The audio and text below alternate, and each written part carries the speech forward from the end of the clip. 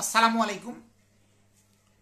আজকে পর্যন্ত এমপিওভুক্ত শিক্ষকদের বদলির যে খবর আছে বা যতটুকু আমি জানি সেইটুকু বলবো। তার আগে যদি ফেসবুক থেকে দেখে থাকেন তাহলে ফলো করবেন, ইউটিউব থেকে হলে সাবস্ক্রাইব করবেন। মূল বিষয়টা হচ্ছে, গতকালকে আমি একটা কথা বলেছি যে একটা যুগ্ম সচিব এই কথাগুলো বলেছে বদলির বিষয়ে, ওনার মন্তব্য। তো অনেকে এই কথাটা বিশ্বাস করতে চাই নাই। তো উনি যে কথাটা বলেছিল আমি সেটা প্রমাণও আজকে দিব, অথবা আপনারাও অনেকে এটা দেখেছেন। গতকালকেই আমি যখন ভিডিওটি করেছিলাম, ঠিক আমি খেয়াল করেছিলাম তার 1 ঘন্টা আগে ওই যুগ্ম সচিব স্যারই একটা কর্মশালা ছিল, ওখানে সিনিয়র সচিব স্যার ছিল, মাধ্যমিক ও উচ্চ শিক্ষা বিভাগের সিনিয়র সচিব স্যার ছিলেন। ওই একটা কর্মশালা ছিল, এই কর্মশালায় এনটিআরসি এর শিক্ষকরা প্রশ্ন করেছিল যে আমাদের শূন্য পদে বদলির কি খবর স্যার। তো উনি তখন ওখানে মানে তাৎক্ষণিকভাবে বলেছে যে এত দূরে যেহেতু চাকরি করে তো ওনাদের এইটা এবং অন্যান্য যে দাবিগুলো আছে সেগুলো 2 মাসের মধ্যে দিয়ে দেবে। ইভেন এই যে এনটিআরসি ওখানে এনটিআরসি এর শিক্ষকরা যেহেতু প্রশ্ন করেছিল, তো তখন উনি বলেছে যে এনটিআরসি এর শিক্ষকদের বদলি দিবে। তো এই কথার মানে হয়তোবা অনেকে মনে করতে পারেন যে তাহলে মনে হয় এনটিআরসি শিক্ষকদের বদলিটা হয়তোবা দিয়ে দিল, মানে এরকম প্রমাণ আছে। কিন্তু ওই যুগ্ম সচিব স্যারের থেকেই শিক্ষা মন্ত্রণালয়ের যুগ্ম সচিব, হয়তোবা আপনারা যদি কারোর সাথে মানে থাকেন আর কি, অ্যাড থাকেন তাহলে দেখে থাকবেন। অনেকে দেখি গতকালকে আমি ফেসবুকে যখন এটা দিয়েছি, অনেকে দেখছি যে বলতেছে আপনি কোথায় থেকে পান। আসলে এই কথাগুলো বলা মানে উচিত না আমাদের। আমি দেখি আমাদের শিক্ষকদের মধ্যে এই সমস্যাটা বেশি, কেউ কাউকে সহ্য করতে পারে না।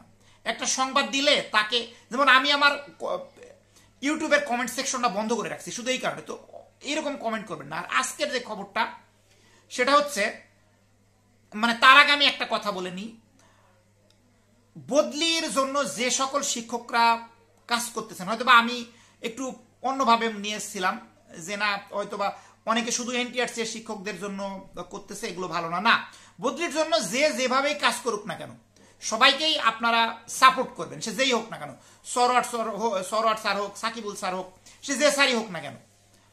আর তো তবে ওনাদের একটা বিষয়, ওনারা শুধু নিজেরা যে সংগঠন করেছে তাতে করে, মানে শুধু এটাতে কতটুকু ফলপ্রসূ হয়, মানে আমলারা কি বলে এটা আমি আসলে বুঝতে পারি না। তবে আজকের একটা ভালো সংবাদ সেটা হলো বাংলাদেশ শিক্ষক ফোরাম, আপনারা হয়তোবা জানেন এই ফোরামের নেতৃত্বেই 5% ইনক্রিমেন্ট এবং বৈশাখী ভাতা আদায় হয়েছিল 2018 সালে।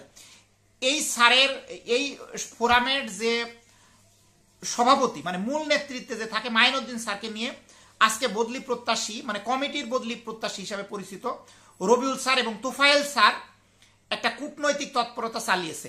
তো এটাতে আমরা একটা মানে পজিটিভে একটা দিক বলতে পারি, কারণ একটা সংগঠনের মানে সমগ্র সংগঠনের নেতা এবং সেই নেতার মাধ্যমে 5% ইনক্রিমেন্ট এবং 20% বৈশাখী ভাতা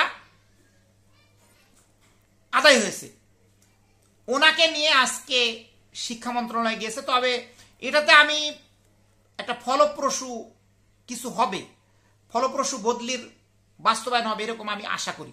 তবে সর্বশেষ যে কথাটা বলতে হবে, আমরা যতই বলি না কেন প্রজ্ঞাপন ছাড়া এটা বিশ্বাস করাটা আসলেই খুব কঠিন। তারপরেও যেহেতু আরেকটা বিষয় মনে রাখতে হবে, এটা হচ্ছে অন্তর্বর্তীকালীন সরকার।